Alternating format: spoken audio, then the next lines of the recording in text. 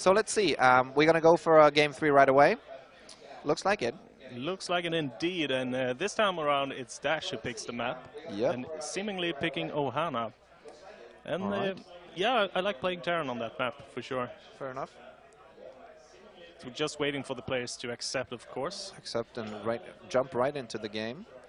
You like playing Terran on Ohana. I haven't played that too much. I don't think it's too bad for Protoss either.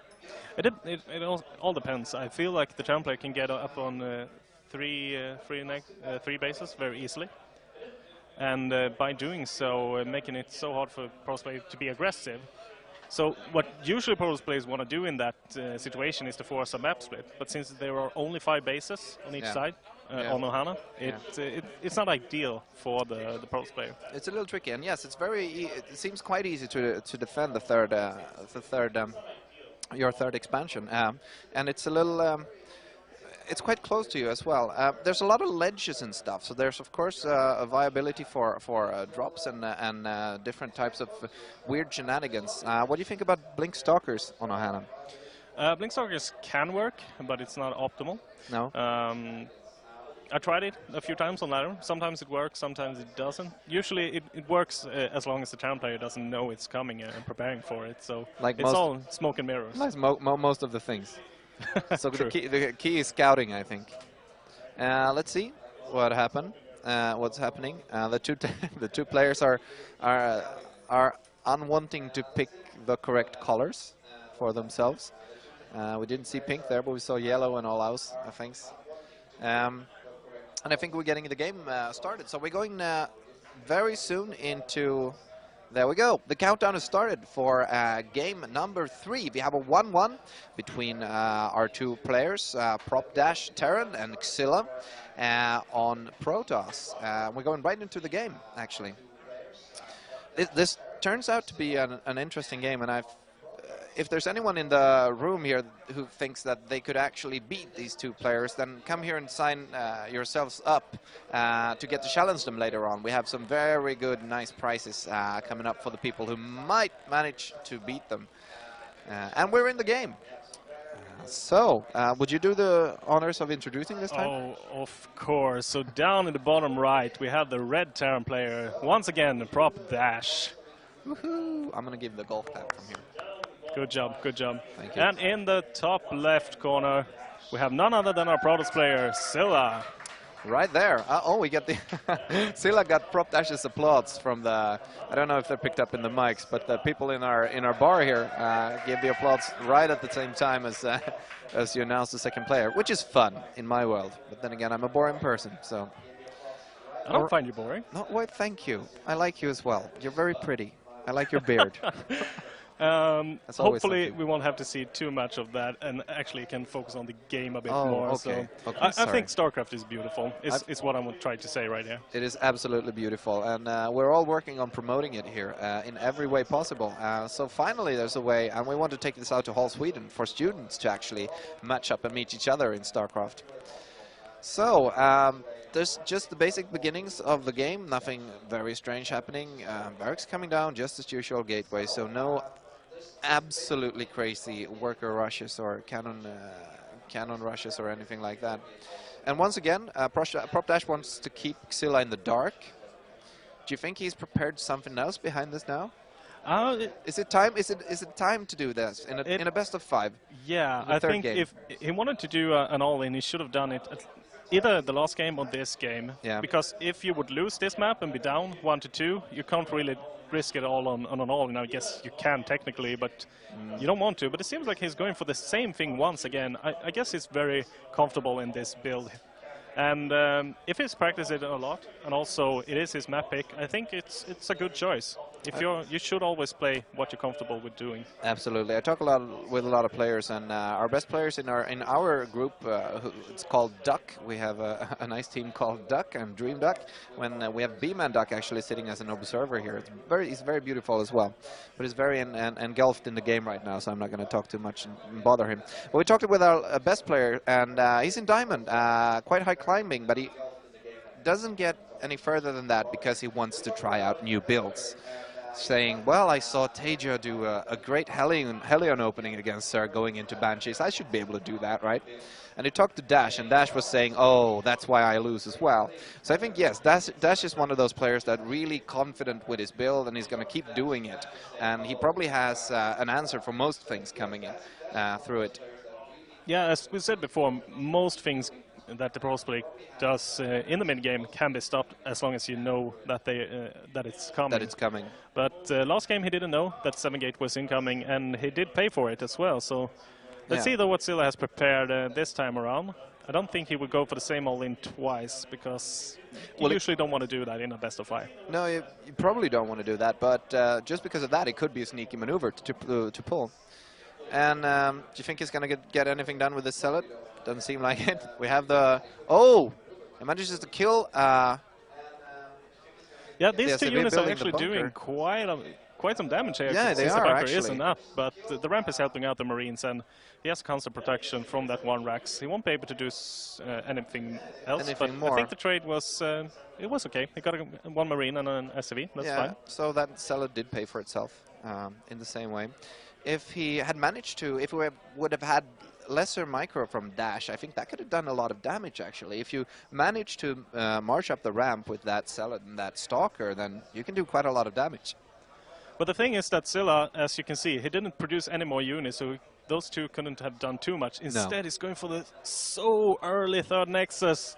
This is actually hurting me right now, because I tried this so many times on the ladder, and I always fail. All right. Because the stim timings are so good. But if you can keep this in the dark from Dash, it can really pay for itself. And look at this. Yes, you have a quick command center as well. I was going to pick that up. So we have a third command center from Dash, and we have a third Nexus from Xylla, which means that we're not expecting any quick pushes, any quick real timings. Do you still do a timing with what's the timing of with the three command center build? Well, you can do a delayed stim timing, but of course you won't have as much units, and usually you don't prepare yourself to do anything aggressive. You really have to scout that Nexus and adjust your build to be able to do it. So right now he's putting down a second bunker. That is something he really doesn't have to do right now. But since he doesn't know that the third Nexus is up, he's just playing safe. And he's playing very safe. And right now, usually it would probably pay off, but right now that puts him a little behind the Protoss player. And we have a Twilight Council coming down. What do you think? What do you think? Well, he will most likely just go for maybe start with the blink as we saw the last time, and then just go straight into the Zealot charge. Does he have a robo yet? No, he doesn't. Think he has so a my robo. guess is he will place down like 10 gateways or something ridiculous like that, and just do a very high gate unit push with that Twilight tech. Exactly. And that would really that could really work out quite well with the third Nexus. I don't think that Dash expects such a strong push this early. No real big teching from that. Is it doing anything with the Twilight yet? No, not yet. So let's wait and see. He's placing down a lot of gateways though, so at least he's doing that. He's going up to 7 gateways, but still no charge or blink. Maybe he's thinking about doing some kind of Templar tech, but he only has 3 gases, so I don't think so either. We will have to wait and see, and there we go. The charge lots are coming in, and with 7 gates you can get out a lot of lots on 3 bases. Yes, a lot of charge lots. And with those so few gases, let's see if there's any more gases coming up. I was guessing yes for the charge, because well, anything else would be taking a lot of gas. So this is going to be a lot of charge slots. How many gates? Is it up on 7 gateways now? Is that enough on 3? I would like to see 10 gateways, to be honest. At least if he's going to be aggressive with this. But if it's not, then well, 7 is fine. You are safe against almost anything. And we have a forge coming down as well. Is it time to start an upgrade? He's going to wait for a +1 before he attacks? Well, he's only putting one down, putting down 1 fort, so maybe just a precaution against Cloak Banshee. Don't think so, though. Probably just for the +1 armor that you want with those charge slots. It could be. It could be as well just a few cannons to gear up for any types of drops. Just a precautionary measure, I guess. Or are we waiting for... Oh, we got the... we have a Templar Archives coming down, and we have the armor upgrade as well. Here we go, though. Dash is moving out on the map with 2 medevacs with a lot of Marines. Yes. He has the steam upgrade. The +1 is soon to be done, so this is a nice timing for Dash. And SPXylla has to get out a lot of units right now, or else he is in a bit of trouble. But he just got his production cycle going, so as long as he keeps warping in units, I don't think he's going to have too much harder time actually holding this. His charge is finished as well.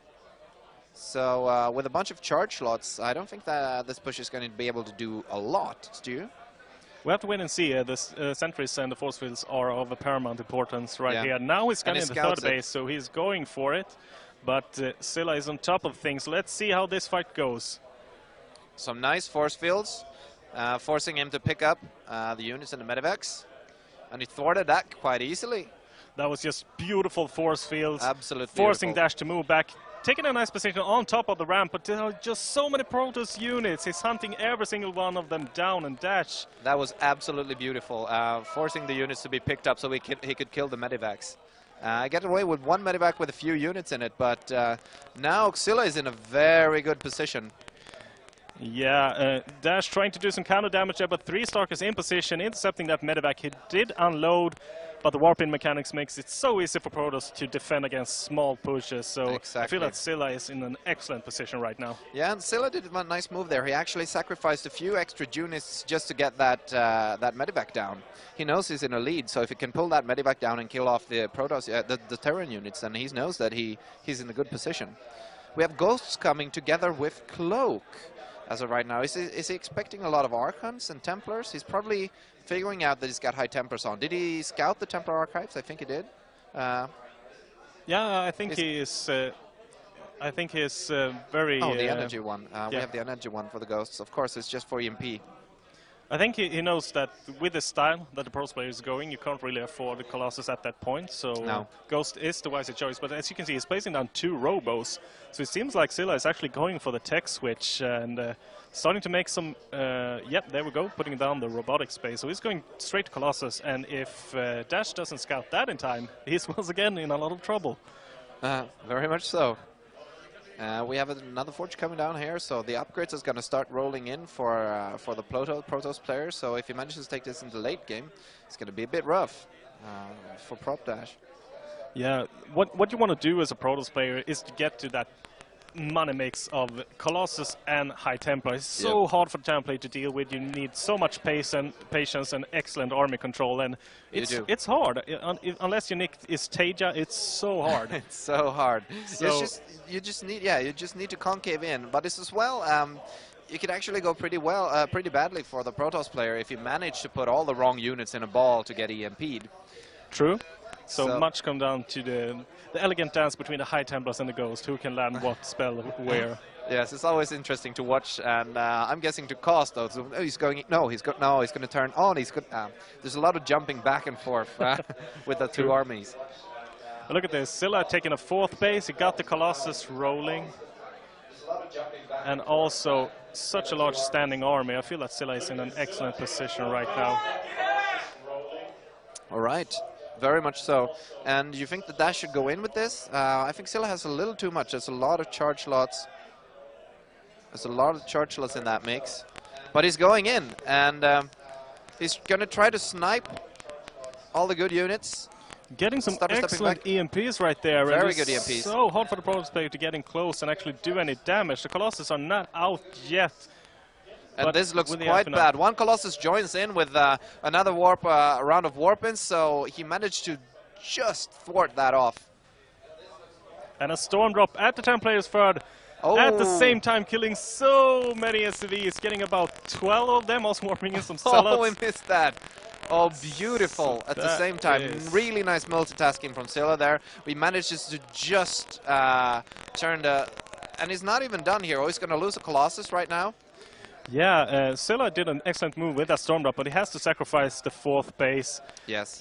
Doesn't matter too much right now because he's just denying the mining of Dash's 3rd base, so he's still up on 1 base, and he got the double Colossus production right now, so he's still in a pretty good position. He's in an absolutely sweet position, and he's got a lot of upgrades rolling in. So he basically wants to stall the Terran player, of course, starve him out a little. He's going to be able to go up to that fourth base quite quickly again if he manages to build enough of a ball to drive the Terran forces away. But that shouldn't be too hard. No, you're exactly right. Everything that Protoss player wants to do right now is just to sit back, build that army, keep that tech rolling. He's working on his +3 armor, +2 weapons, so everything is going in his way. Even placing down a couple of cannons just to counter those that cloak ghost that could be out, but exactly. But why not? He's very much ahead. He's picking his 4th base again, and the Terran player just got back on his 3rd base. It's been denied for quite some while, and it was worth a bunch of Protoss units. He managed to kill off a lot of defending units at home as well. Yeah, and the one thing that Dash really lacks right now is those Vikings, because when the Colossus is starting to stack up in numbers, you can't really kill them with bio only. You need the mixture of the Vikings and the Ghosts with the EMPs, so that is why you always want both the Colossus and the High Templars in the late game, because it forces Terran to have a unit composition that you usually don't want to have. Yes. That's true. Do you think those Colossus really surprised Dash? I think he looked a little surprised with the Colossus. He didn't actually have anything. It was kind of a funky timing, and I don't think that Dash was actually prepared for that. Look at the income tab right now, if you can get that up on the screen. All those mules landed on the 3rd. It's just depressing to see. That is depressing to see. Who needs a 4th base when you have mules? Yeah, and just our observers pointing out for me here that we got warp prism speed for Protoss. So the question is he gearing up to just harass the Terran player to death? I think it's a good point, and this as a Protoss player you can get way too comfortable with this. Actually, if you leave the Terran be, he will just as you say drop 1 million mules and pop right up on the same economy as you have. Yeah, one thing you can do with the War Prism is also... Oh, here we go, though, a big fight in the middle. I don't think he has the Viking count to really battle this, but he's doing some decent job with the micro right there, trying to get a better concave. And the Colossus is actually falling pretty quickly there. One is out of the battle. The High Templars is nowhere to be seen, but is it enough? This looks very bad for him. Can he get a good storm on something? Oh, he gets a really good storm on the remaining units. And he manages to at least trade evenly. And in this case, is that good for the Protoss or the Terran player? That would be good for the Protoss still. Yeah, in this situation, it should be good for the Protoss, but he did miscontrol some there. Yes. It's easy to do in high-stress situations, of course. But since he has 2 robots and constant Colossus production, I don't think that trading even or even slightly behind is bad for the Protoss right now. I think it's pretty good. He did have a lot of Medivacs and a few Vikings left, though. So even if he manages to squeeze out a whole bunch of Colossus, then Dash already has something to counter that with. But we have a nice warp in the main base as well with a lot of Zealots. So SPXylla's just decided to warp the Terran player to death, basically. Harass him down with as much as he has, and those Vikings aren't really going to help too much trying to defend all these drops. No, with the War Prism speed, you can't really catch up to that War Prism, and this is buying SPXylla so much time just to sit back and macro some more. Exactly, but he's losing a lot of workers in the fourth base here, or at least a bunch of them. Yeah, taking some damage, giving some damage as well. So Dash is doing everything he can to stay in this game, and they are equal in supply. So in no way has SPXylla won this yet. No, absolutely not. And getting this far up into the game, I think they're starting to even out on tech as well. How are the upgrades for these 2 players? Dash is on 3-3, and SPXylla is soon to be on 3-3. No shield upgrades yet, though, so he might start to want to invest in those. Soon enough. It's interesting. We had the first game, Dash looked pretty much invincible. Very straightforward win. In the next game, SPXylla did a nice funky move, but the question was, do they still play equal? And here we have an equal game. Yeah, SPXylla did get that slight advantage, and I feel like he should get a few more High Templars just to make the unit composition a bit stronger. I think so, we'll have to wait and see. The Viking count is starting to add up, so I think you can't rely on Colossus alone right now. No. Back a while ago, I remember playing a lot of charge slot Archon against Terran. How viable is that? You will want a lot more splash damage, and the Archon splash damage alone is a little too little, I think. Yeah, you really need the storms. There is no doubt about it. And look at this, doing so much damage with those Vikings. Yep. He has the +1 upgrades on those as well. And nice blink there, getting into position. As long as he targets fire the Vikings, he should be able to take those down. And Dash had a great spread on his units, but the problem was he didn't move quick enough, so he let SPXylla get a good head start on fighting a bunch of them. But it looks like Dash is doing very well in this fight with the reinforcing Zealots, SPXylla is going to be able to slightly change the tide of that, but Dash really, I think, came out ahead of that one. Yeah, there you can really see the lack of storm, and prOpDash is now way ahead in supply. Yep. I feel like just a couple of bad engagements, and that is all it takes for Dash to get back into this game and take the lead as well. He has a nice economy. It's actually up on workers, so not quite, but the Mule is doing their part, of course. The Mule is doing his work. And we would need, I guess, another expansion from the Protoss player. But can he afford to take one? It'll be very hard to actually hold the 2 expansions on different sides of the map. No, he really can't right now. He has to try to land some beautiful storms. There we go. That's the way. Very good storms. But the question was that enough? He doesn't really have the units to back this up with. Or does he? He warps in a bunch of Zealots, and he's probably going to take out the last Marauders here. And he's going to lose the 2 Medivacs. No. 7 HP. Oh, so close. Oh, fly, Medivac. Flee, you fools.